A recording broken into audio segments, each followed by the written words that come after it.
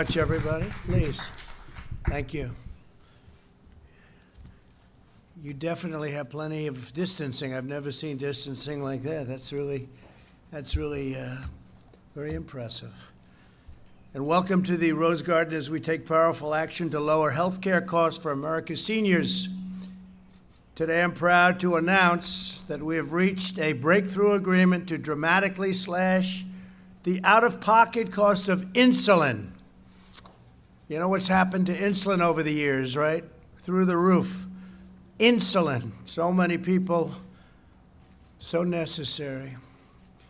For hundreds and thousands of seniors enrolled in Medicare, that's a big deal. Participating plans will cap cost at just $35 a month per type of insulin, and some plans may offer it free. So for everybody that was getting ripped off and paying tremendous prices, and Seema, I want to thank you because you brought this to my attention a long time ago, and you worked very hard on this day, and the press won't even cover it, but they'll cover things that are unimportant.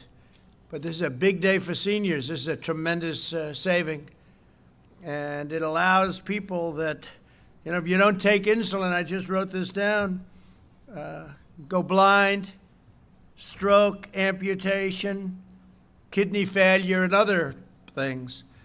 So we're getting it down $35 per month, and it would be anywhere from $50 to $150 to over $200 a month. So it's a massive cut, I guess 60, 70%. Nobody's seen anything like this for a long time. Sleepy Joe can't do this, that I can tell you. In fact, it was his problem with Obamacare that caused part of your problem. This will save impacted Americans an average of minimum $446 just on insulin costs a year. We're pleased to be joined by Vice President Mike Pence and Surgeon General Jerome Adams. I also want to thank Seema again. Thank you very much for the job you've done, helping achieve the incredible victory for Medicare patients nationwide.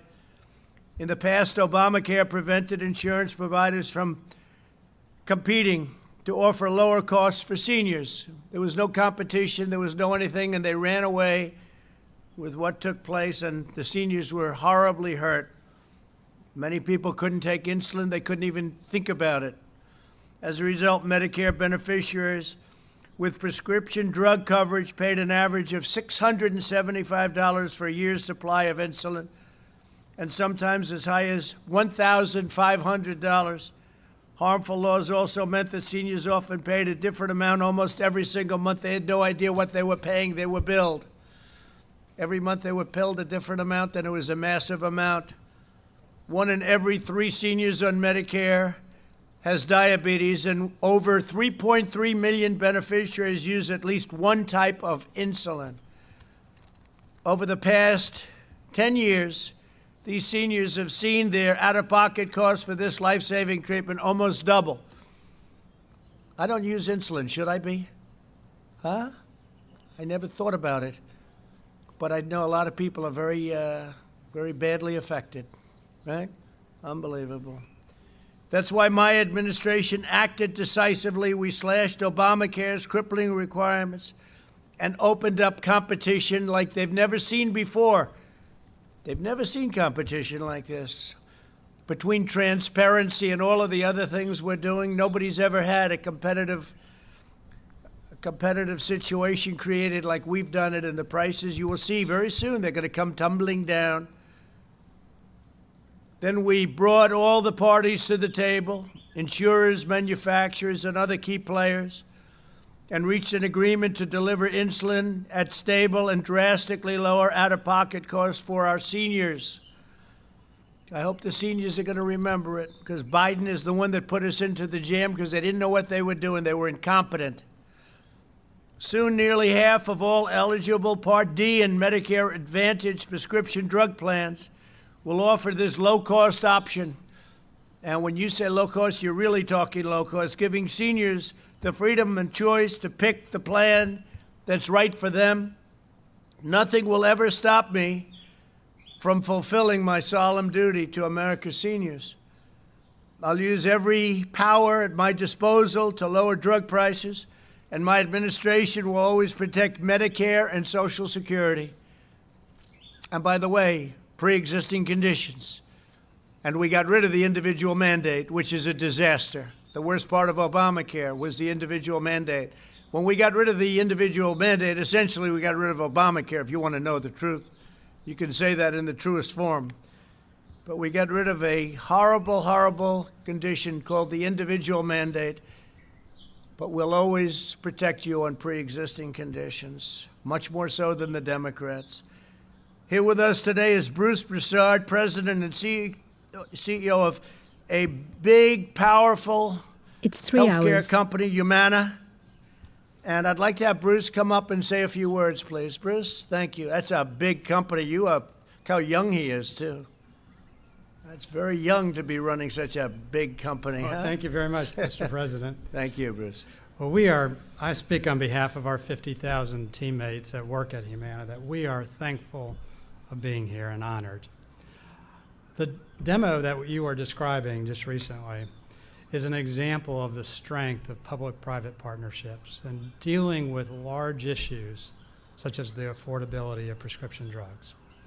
And insulin is by far the one that is used the most. Another great example of that is the response to COVID and the crisis. And I think about one of our customers, Gwen, that just recently we served, that was blind, did not have access to food. No one could support her because no one was in the vicinity to help her. And in addition, didn't have access to her prescriptions. And through a strong private-public partnership, we were able to offer her food and prescriptions delivered to her home. So I want to thank the administration for continuing to pick on large issues like this and bringing in the private enterprise to assist in that. So thank you, Seema, and everything you've done. So thank you. What a job you've done, too. Really an amazing job. And thank you. You're also in the right business, right? Well, if we can help any senior, we're always in the right That's business. Good. That's good. Oh, you've really helped, and we appreciate it very much. Thank you, Bruce. We're also joined by Tracy Brown, the CEO of American Diabetes Association, and a lot of bad things can happen without insulin in terms of diabetes and other things. Please, Tracy. Thank you very much. Hi, Tracy. Thank you, Mr. President. Thank you, Administrator Verma, for making this afternoon one that we can focus on the 34 million Americans, like myself, who's living with diabetes, 7 million of which need insulin to live. 25% of these individuals have told us that they ration or skip doses of their medicine because they simply cannot afford it. And so this effort, CMI, MMI demonstration project that brings together the government, industry, and public health advocacy from the American Diabetes Association is the right thing to do, and we're thrilled to take this challenge head on. Today, together, we are helping millions of seniors access insulin affordably. This is a very big deal. The American Diabetes Association is the nation's leading organization that fights for people living with diabetes, and we are committed to continue to partner to make sure every American, and especially our seniors, have access to the medicine that they need to live. So thank you, Mr. President, and thank you, Administrator Verma. So, Tracy, are you surprised at how much we've gotten the price down, to what extent, and to the level too? This is a very exciting day for people living with diabetes, and so any step to bring this lower is a good news. We know that we need to do more, but I'm so confident that together we are going to be able to help all people living with diabetes thrive. Good. Thank you very much. Appreciate it, Tracy. I'd like to also invite up David Ricks, Chairman and CEO of Eli Lilly and Company. A very big and a very great company. Please, there's another young guy. Thank you, Mr. Thank President. you very much, David. Pleasure to be here. Really an honor to be a part of this announcement to improve the lives of so many patients who live with diabetes in our Part D program. For several years, Lilly's worked hard to improve insulin affordability, and this has been a missing piece that's now been filled in by the great collaboration from our plan companies like Bruce's who are here, Seema Verma, your administration, Vice President Pence, President Trump. Thank you for your leadership to make this happen. This is the kind of collaboration that solves real problems for people with serious issues like diabetes. Today, if you take Lilly insulin, you will not pay more than $35 except for in the Part D program. And we're pleased to add this missing part to that equation so that starting next year, seniors will benefit from that same savings level, just a little bit more than $1 a day for insulin. That same spirit of collaboration is also being applied to collaboration around COVID-19. And I think everyone's aware that there's thousands of scientists working in our industry, along with NIH and other experts, to speed around-the-clock new therapies for patients suffering from COVID-19 and to arrest and extinguish this pandemic. I've never been more proud to be a part of that effort as well, and the same spirit of collaboration is being applied in that incredibly important crisis as well. Together, by working together, I think we proved today we can solve long-term problems, and I hope I can come back someday and show that we've solved the immediate problem of COVID-19 working as an industry along with government. So thanks for having me here today. Good, and I Appreciate think it. we will. Thank you very much. Thanks, David. Appreciate it. Really good job. I also want to thank the companies with us today for rising to the occasion in our fight against the invisible enemy. Humana and other insurers have agreed to waive copays, which is a very great thing to do. It's a big deal. Thank you very much. Coinsurance, deductibles, coronavirus treatments for most enrollees. I mean, what they did is really, people that aren't in the business or even in business, period, they wouldn't realize how big a thing that is, but it's a very big thing, and we appreciate it very much. Coronavirus treatment for most enrollees has been, we've been moving along and we're doing well. We're going to be reporting on it in just a second. Sanofi is working at breakneck speed to create a vaccine. Eli Lilly has been developing therapeutics for coronavirus and expanding a free drive-through testing operations, and thank you all for the work. It's been great. We're battling the virus on every front, speeding relief to our workers and pursuing therapies and vaccines at record speed. We have many companies right now, I think we can say very far down the line on vaccines and therapeutics and cures, frankly. I think cures are going to be in there very shortly. Manufacturing vast quantities and medical equipment, supplies, all of the different things that you need. We've energized our military. Our military is ready logistically to go out and distribute whatever it is we come up with, and I think we're going to come up with a lot. I think we're going to have therapeutic remedies, and I think we're going to have vaccines very shortly. I've been saying it very shortly. I think I'll be proven correct. If I'm not, I'm sure the media will let us know about it. We're safely reopening our country while aggressively protecting the vulnerable, especially our seniors. We're telling our seniors to stay back a little bit, stay back, let this thing pass.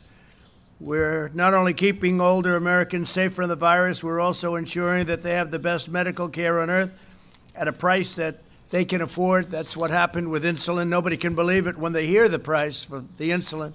It's been an amazing difference, and Seema's going to be talking about that. That's not just like a 10% drop or a 5% drop, which by itself would be good. That's a big drop. That's a really big drop.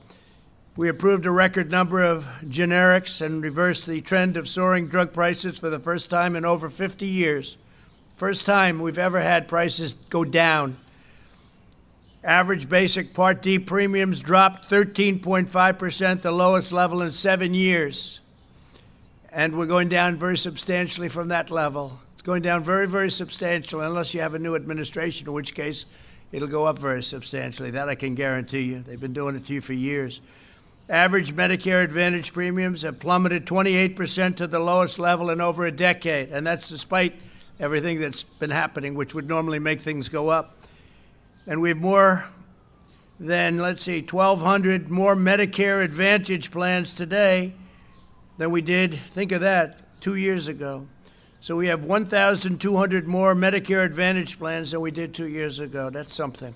I signed an executive order to crack down on fraud in Medicare and to give beneficiaries faster access to the latest medical devices and therapies, and to take all of the fraud money, and we're finding a lot of it, all of that money that we're finding in fraud, and reduce prices. We provided nearly $1 billion in grants to support home-delivered meals and in-home care for elderly patients and disabled people during the pandemic. We expanded telehealth, which has really turned out to be a very hot subject, right? People that never thought about it, people that didn't like the idea, right, Tracy? They're loving telehealth. It's speedy and it's a lot less expensive. We expanded telehealth for Medicare beneficiaries, and the number of patients using it has increased from roughly 11,000 a week to nearly 1.3 million. So we went from 11,000 people to 1.3 million people a week.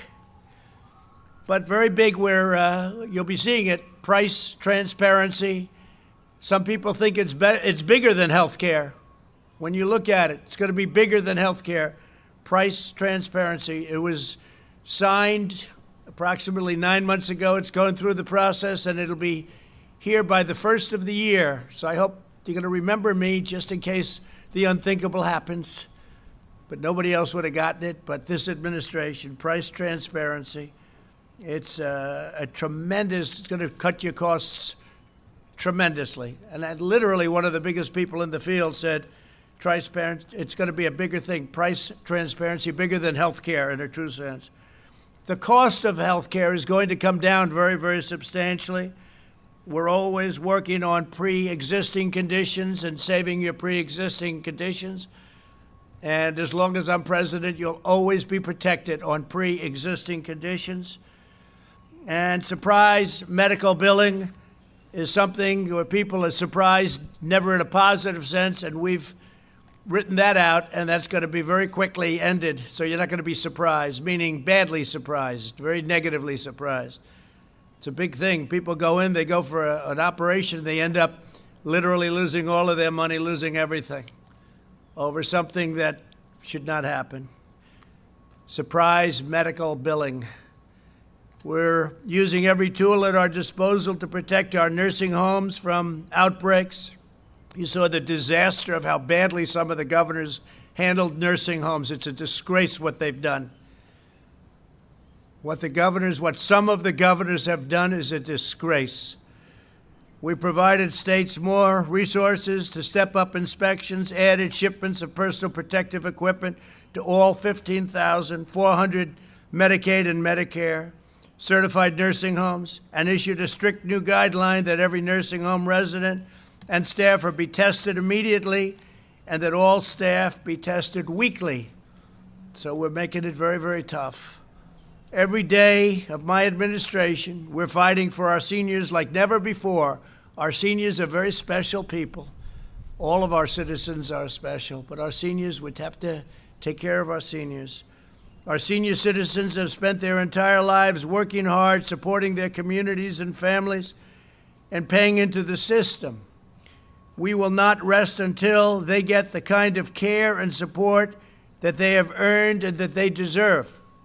Now I'd like to ask Vice President Mike Pence to come up and say a few words, followed by Administrator Verma.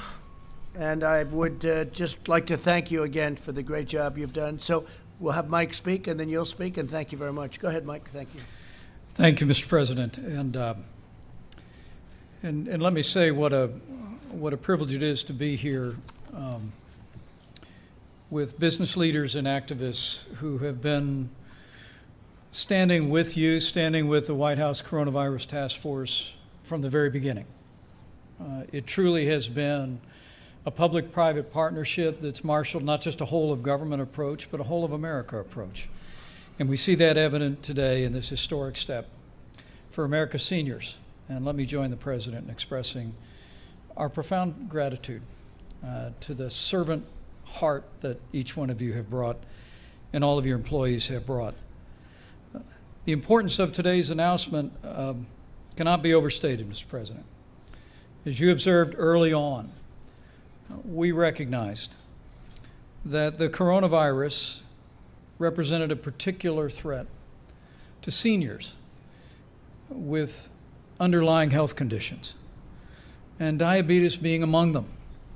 And today's step ensures that as we continue to work to safely reopen our country, we're going to make sure that our seniors have access to affordable health care, to insulin and treatment, to be able to meet that moment along with us. Mr. President, we gather today with the news that more than 98,000 of our countrymen have succumbed to the coronavirus, and their families are in our prayers and in our hearts.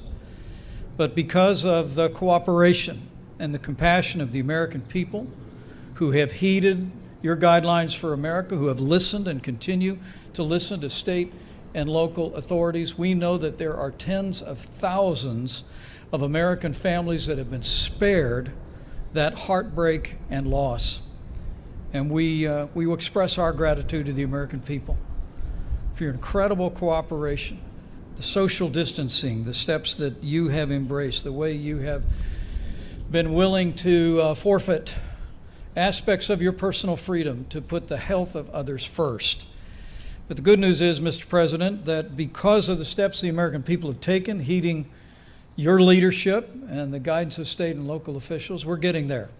And we're starting to reopen America as we speak in a safe and responsible way. In fact, Mr. President, every state in the nation has now taken at least some steps to reopen their economies. 52 states and territories have opened retail, curbside to go with reduced capacity. 44 states, we're glad to note, have opened up elective medical procedures in hospitals and clinics around the state. 38 states and territories have reopened personal care under strict hygiene protocols. 37 states have reopened restaurants. 34 states have reopened non-essential businesses, and the list goes on. And I think most meaningful to you, Mr. President, is so far 30 states and territories have reopened houses of worship under guidance of reduced capacity while allowing people to come back together in fellowship and prayer. This has all been made possible because of the whole of government, a whole of America approach, Mr. President, that you initiated when you launched the White House Coronavirus Task Force back in January. And before I step down, let me at least share a few encouraging words that we shared with America's governors today about the progress that we all have been making. Because to continue to safely reopen, we believe it's absolutely essential that we increase visibility by expanding testing across the country so that we can ensure that, that we can identify outbreaks where they occur. It's interesting, as you watch the daily numbers, new cases are declining around the country, and even more dramatically when you realize that a significant portion of new cases every day are actually in outbreaks in specific businesses, or, as we've discussed today, in nursing homes or in meatpacking plants. But I'm proud to report, Mr. President, because of the partnership that you forged with commercial laboratories around the country, 14.1 million tests have been performed. And I heard again today from governors across America how they have been, in many cases, exceeding the demand in the testing that they've made available. In fact, Governor Phil Murphy of New Jersey informed me that he had promised the people in New Jersey that he would be doing 20,000 tests a day. But in partnership with the federal government, as we've been providing testing supplies and accessing resources, he told me that they actually cleared 30,000 tests a day in New Jersey. And most importantly, in that state, where at one point nearly 40% of those tested had tested positive for the coronavirus, and now the governor of New Jersey informed us that they're less than 5%.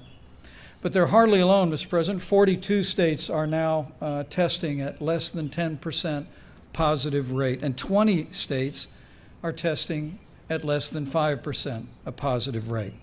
The reality is that now all 50 states, with the support that we've been providing, sending swabs and test tubes and medium on a weekly basis at your direction, now all 50 states have tested more than 2% of their population, giving us a much greater capacity to identify outbreaks as they occur and protect our citizens. And the progress in evidence is clear. All across America, we see hospitalizations continuing to decline. New hospitalizations have declined steadily in the chart that you see before you from April until today. And most importantly, while the president often says that one loss is too many, we welcome word that fatalities are declining precipitously all across the country. In fact, yesterday in America, there were just 505 Americans who succumbed to the coronavirus. And that number we hadn't seen that number in daily losses since March. The reality is, because of the cooperation and the compassion of the American people, we're getting there. We're getting there, America. And Mr. President, at your direction, we're going to continue to work closely with states around the country to expand testing and resources. We're going to continue to make sure personal protective equipment flows. But finally, what we're going to continue to do is focus on the most vulnerable. Even as we begin to see evidence that we are starting to put this coronavirus epidemic in the past, all the more we are going to continue to surge the resources and surge the kind of testing and partnership with states and healthcare providers to ensure that our seniors and anyone with an underlying immune deficiency, anyone that's vulnerable to the coronavirus, is immediately identified and protected by every measure that's possible. So, Mr. President, I thank you for the opportunity. We heard great enthusiasm from governors all across the country in both political parties today. We're making great progress, and I truly do believe that with the continued partnership that we have forged with state and local governments, with the tremendous efforts of our healthcare workers around America, and with God's help, we will reopen America. We will continue to reopen our country safely and protect our most vulnerable as we do. So thank you, Mr. President. Thank you, Mike, very much. And I think I'll just add on to what Mike said. If we didn't act quickly and smartly, we would have had, in my opinion and in the opinion of others, anywhere from 10 to 20 and maybe even 25 times the number of deaths. We closed the border to China, meaning we put on the ban, people coming in from China. That was a very big moment. As Dr. Fauci said, we saved thousands and thousands of lives when we did that. And that's true, but I think we would have had anywhere from 10 to 20 or 25 times the number of deaths if we didn't act the way we did, and also if we didn't act swiftly. So we're very proud of our team and our task force, and Mike, great job. Seema, please. Good afternoon. I want to start with thanking the one person that's responsible for today's announcement, and that's President Trump. He's been steadfast in his commitment to lowering the cost of drugs and protecting the Medicare program and making sure it works best for seniors. The president also knows that it's the free market that leverages competition and negotiation, that is what can lower cost and improve quality for the American patient. And because of that, we've been working to slash Medicare's anti-competitive regulations, and it's worked. In the Medicare Part D program, as the president said, we are seeing low premiums, a 7-year low. And in the Medicare Advantage program, we're seeing a 13-year low in premiums. So we're putting money back in the pockets of seniors. And that means $3 billion in savings for patients and $6 billion in savings for taxpayers. And in absence of a congressional solution, we applied those same principles to lowering the cost of insulin. We are waiving Obamacare laws that disincentivize plans from lowering cost sharing for our Medicare beneficiaries. And this is important because we know that beneficiaries struggle to pay their insulin costs. It's patients like Cindy from Rochester, New York. She told us that the high cost of insulin has impacted her health and that she's been forced to ration her insulin. She said, I know that it's not good at all for my health, and I'm sure that I've affected some organs negatively because of that lack of money to purchase insulin. But no longer, thanks to the President's leadership, Medicare seniors will pay no more than $35 for their insulin, and that's per month, and that's for all forms of insulin through all phases of the Medicare Part D program. I also will say that some plans are free to even go below the $35, and so they could even see lower premiums as well. I'm also proud to say that we have over 88 health plans that are participating in this model, and that represents over 1,750 plans that will offer this low-cost insulin. These plans will be available during this year's open enrollment, which starts in October. And I want to thank the manufacturers and the health plans for stepping up to the plate, for coming together to negotiate this great senior savings model. It's going to make such a difference to the lives of many seniors across the country. And I am optimistic that this could be a model to lower the cost of many other drugs in the Medicare program. And thank you again, President Trump, for bringing lower cost priced insulin. Our seniors are going to be saving an average of 66% in their insulin cost, and this is nothing short of a godsend.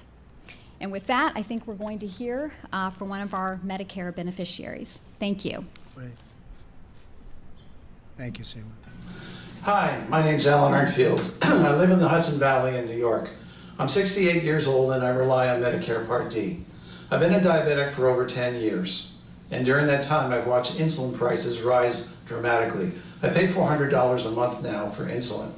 I appreciate President Trump putting a policy in place that will help people like myself for the future as far as insulin products. Thank you. That's very nice, and many, many people feel the same way. They can't actually believe it, $35 and less, and they were being ripped off at a level that nobody's seen before. But that's true with a lot of other things, and we're taking care of them too. So I want to thank everybody for being here, in particular these great executives. Thank you very much. Thank you very much. You were very impressive in your speech, by the way. Thank you very much. John, please. Mr. President, can you tell us what you plan to do regarding sanctions against China for its pending actions against Hong Kong? And do you also intend to put restrictions on F&J visas for students and researchers coming into the United States from China?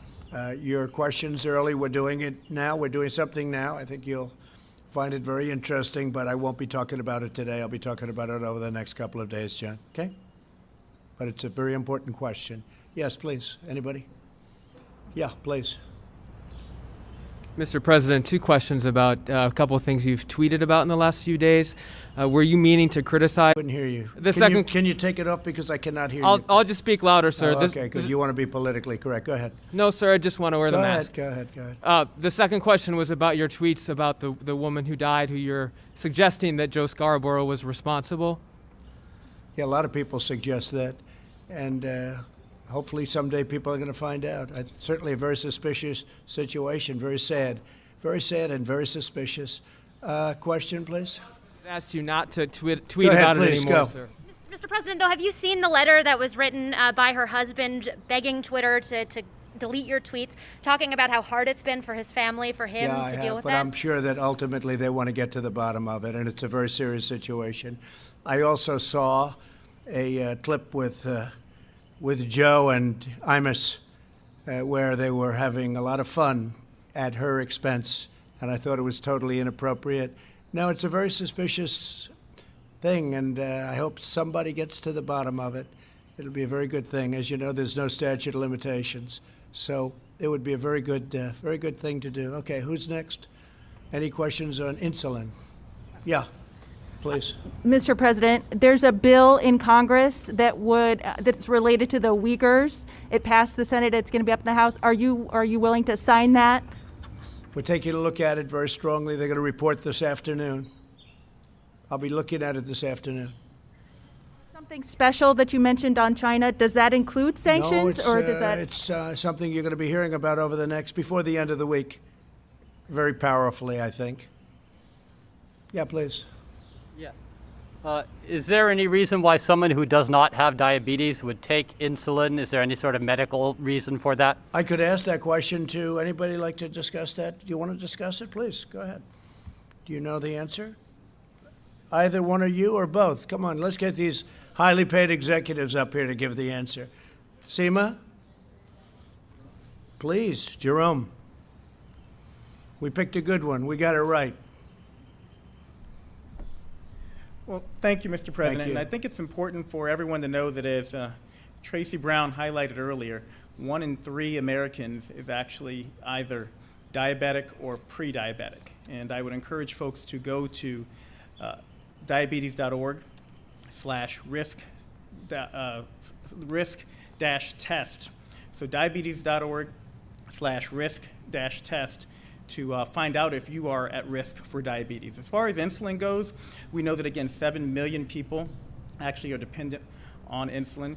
We know that from a type 1 diabetes standpoint, 1.6 million Americans have type 1 diabetes, and most all of them are dependent on insulin. Your body, Mr. President, actually makes insulin endogenously, and people such as you and I, we make our own insulin. So yes, we do utilize insulin, but we make it ourselves. Other people who have diabetes oftentimes need exogenous insulin made by many of these great manufacturers here so that they can be healthy and live long and successful lives. And make no mistake about it, if they can get affordable insulin, they can live a long and healthy life. And that's what we're here for today. Today is a very important day. It is a monumental day because, Tracy, we've been working for years to try to address the price of insulin, for years. This is an important day, and I want to thank you, Mr. President, and I want to thank all the people here for making that insulin affordable to more people. Thank you very much. And Tracy, do you agree with that? And the question I found to be a very interesting one, but is that an unusual question or an unusual circumstance?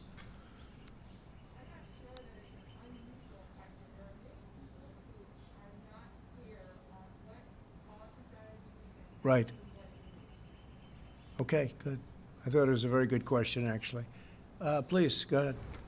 Thank you, Mr. President. We see in Europe slowly from one country to the other, they are opening their borders and letting people going from moving from one country to the other. Are you considering, for the good of the U.S. economy, are you considering lifting the flight ban from Europe in the next weeks? Well, we're just putting a ban on, as you know, going on immediately, essentially, almost immediately, to Brazil and from Brazil. Dealing with the Taliban, we're dealing with the president.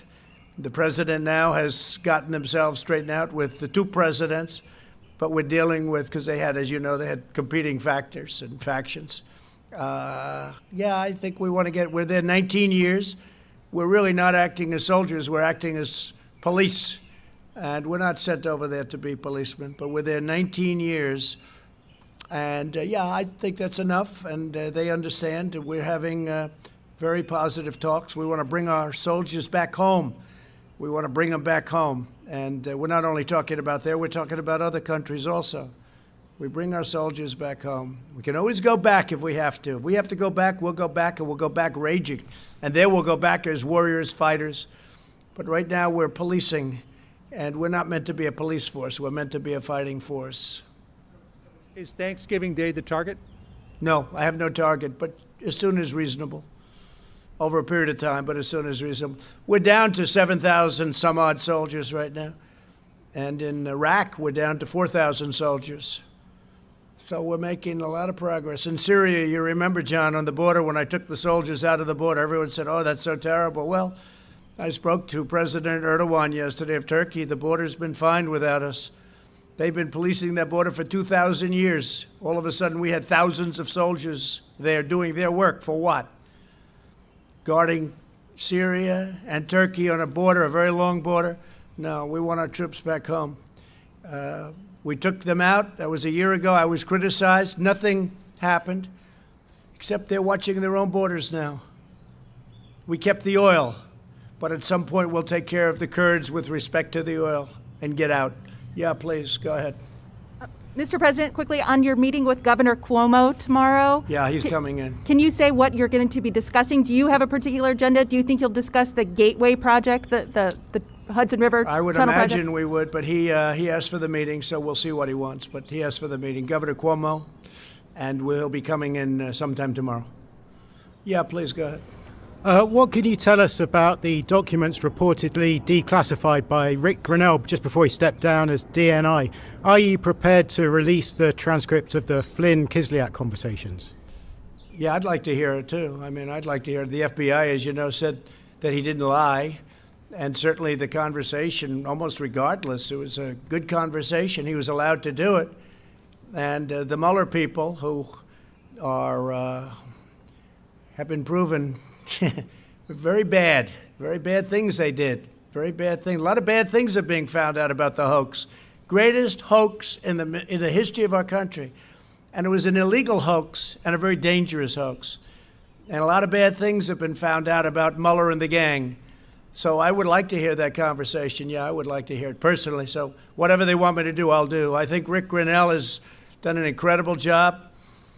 And things are happening now that I always knew this was the answer. This was an attempted coup by a bunch of dirty cops and others. These are dirty cops, dishonest slime bags. All right, yeah, question? Go ahead, Jeff. Thank you, sir. Mr. President, on Friday you announced that you wanted governors to reopen churches and synagogues and mosques, and you said you would overrule them if they declined to do so. Can you explain what authority you had in mind when you said that you would do that? I can absolutely do it if I want to, and I don't think I'm going to have to because it's starting to open up. We need our churches and our synagogues and our mosques. We want them open. Churches, synagogues, mosques, and other. We want them open, and we want them open as soon as possible. Now, I can tell you, I know a lot of pastors, a lot of rabbis, imams, and they want to take care of their people. They want to take care. They don't want anyone getting hurt or sick, and they're going to take care of their people. We need these people. We need people that are going to be leading us in faith, and we're opening them up. And if I have to, I will override any governor that wants to play games. If they want to play games, that's okay, but we will win. And we have many different ways where I can override them. And if I have to, I'll do that. But we want our churches and our synagogues and our mosques, etc. We want them open. Now, there may be some areas, by the way, where the pastor or whoever may feel that it's not quite ready, and that's okay. That's okay, but let that be the choice of the congregation and the pastor. John, go ahead. Mr. President, how long will you give North Carolina Governor Roy Cooper to provide you with the information that you and the RNC are asking for before you decide to look elsewhere for a venue for the RNC convention in August? Well, as you know, we don't have much time because we have to know that if we're going to spend millions of dollars on an arena, we want to be in North Carolina. I love North Carolina. I won North Carolina. We just had two races that we won recently for Congress in North Carolina. Two very big races that the press didn't want to report on. If we would have lost them, it would have been the biggest story in political history. But we just won two races. It's a very important place to me. I love North Carolina. In fact, my son, Eric, and Laura named a baby Carolina and came from, I think, both, but she was born in North Carolina, as you know, Laura. So it's a very important place to me. But at the same time, and I think the people understand this, we have a governor that doesn't want to open up the state. And we have a date of August, in the end of August. And we have to know before we spend millions and millions of dollars on an arena to make it magnificent for the convention. And we have tremendous people. I mean, the economic development consequences are tremendous for the state. We have to know that when the people come down, they're going to have the doors open. Now, if the governor can't soon, unfortunately, we'll have no choice. This has nothing to do with us. This is between the governor and North Carolina and the people of North Carolina. But the people want it, and we'll have to see whether or not the governor. Now, he's a Democrat, and a lot of the Democrats, for political reasons, don't want to open up their states. So we'll see if that works, but I don't think it will. I'd love to have it in North Carolina. That was why I chose it, Charlotte. But we're going to see. We're going to see. And at the end, we need a fast decision from the governor. He's going to have to Because he's been acting very, very slowly and very suspiciously, but we'll find out. All right, question, please. So in terms of soon, are we talking a week, 2 Well, we weeks, a need, month? yeah, I mean, we can't take, we're talking about a very short period of time. It's a massive expenditure, and we have to know, yeah, I would say within a week. That certainly we have to know. Now, if he can't do it, if he feels that he's not going to do it, all he has to do is tell us, and then we'll have to pick another location. And I will tell you, a lot of locations want it. But I picked North Carolina because I do love that state, and it would have been a perfect place for it, and it still would be. But he's got to say that, you know, when thousands of people come to the arena, that they'll be able to get in. Does that make sense? I mean, you know, we'll spend millions and millions of dollars on this magnificent design. But in the end, they have to be able to get in. I don't want to have it where we get there and then they announce, after all the money was spent, all the work was done, all the people travel in, guess what? You can't put anybody in the arena, or you can put a tiny number of people in the arena. We can't do that, John. Yeah. Please, go ahead. There are now still more than a dozen states in this country where case numbers are rising. So why is it suspicious if a governor says, look, we don't want to move that quickly. We still think we need to shut down? Oh, I think it's fine. They have to do it. Look, the governors in certain ways have to do what they want to do, but they have to tell me what they're doing. And when it comes to churches, et cetera, they will be overridden by me. When it comes to other things, and, you know, many other things, they won't. If I think something's being done incorrectly or wrong, I'm going to do it. But you have different governors, and they have very different views on where they are and where they're going. So we'll see what happens. Please, go ahead. I'm sure you saw the images from over the weekend of people out on Memorial Day weekend. They were crowding pools, crowding boardwalks. Do you have any message for those people? Yeah, always be safe. You want to be safe. We're opening up, but you want to be safe. Go ahead, please. Thank you. About mail-in voting, you've been speaking out against that a lot. You mean mail-in voting? Yeah, not you've been ballot. speaking a lot about that. Yeah. Why should somebody who is afraid of getting coronavirus, going to public places, standing in a line, etc., why should they First not? of all, yeah. Why should they not be allowed to do mail-in? Well, that's going to be in a long time from now, number one. You know, it's quite a ways away, number one. But when you do all mail-in voting ballots, you're asking for fraud. People steal them out of mailboxes. People print them, and then they sign them, and they give them in. And the people don't even know, or they're double counted. People take them away. They force people to vote. They harvest. You know what harvesting is? They take many, many ballots, and they put them all together, and then they just dump them, and nobody has any idea whether they're crooked or not. Look, you do mail-in voting. Now, it's another thing to do absentee voting. Or if somebody has a medical condition where they go through a process and they get an absentee ballot, that's okay, that's different. But in California, the governor sent, I hear, or is sending, millions of ballots all over the state, millions, to anybody, people that aren't citizens, illegals, anybody that walks in California is going to get a ballot. We're not going to destroy this country by allowing things like that to happen. We're not destroying our country. This has more to do with fairness and honesty and really our country itself. Because when that starts happening, you don't have a fair, you have a rigged system. You have a rigged system, and that's what would happen. So mail-in ballots, and the governor of California did better than I could ever do in terms of explaining. When he sent out, or will send out, and I don't know, I think it's maybe partially already done, millions and millions of ballots to anybody in California that's walking or breathing, many of those people don't have the right to vote. Well, they'll be voting.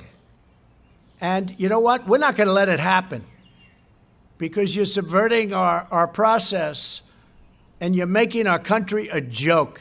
And the Democrats are doing it because, in theory, it's good for them, although last week we won 2 big races. We won in Wisconsin and one in California. California 25. We won a tremendous race in California. That was interesting because at the end of the race they brought in the Democrat governor, same governor. He brought in voting booths, not mail-in voting booths, because they were losing. They saw that through the ballots. But no, you can't do that. You can't do the mail-in ballots because you're going to have tremendous fraud. And remember what I said. They'll be grabbing them from mailboxes. They'll even be printing them. They'll use the same paper, the same machines, and they'll be printing ballots illegally.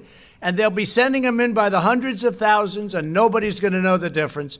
We can't do that. You want to vote, you really have to. Absentee is okay. You're sick, you're away. As an example, I have to do an absentee because I'm voting in Florida and I happen to be president. I live in that very beautiful house over there that's painted white.